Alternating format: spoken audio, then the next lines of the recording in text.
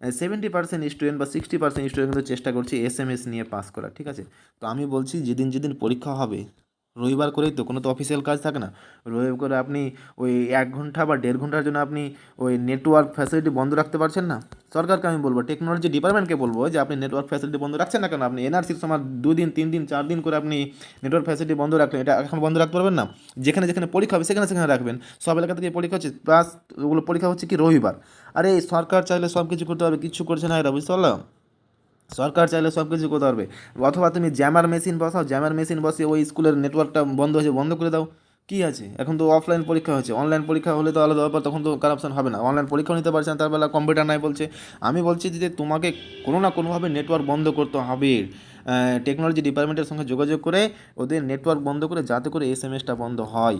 হয়তো কাউকে খারাপ লাগছে ভিডিওগুলো, কিন্তু কিছু কারণে হয়তো পাশে পাশে সবাই চেষ্টা করছে, কিন্তু আমি জাস্ট বাস্তবটা বলছি।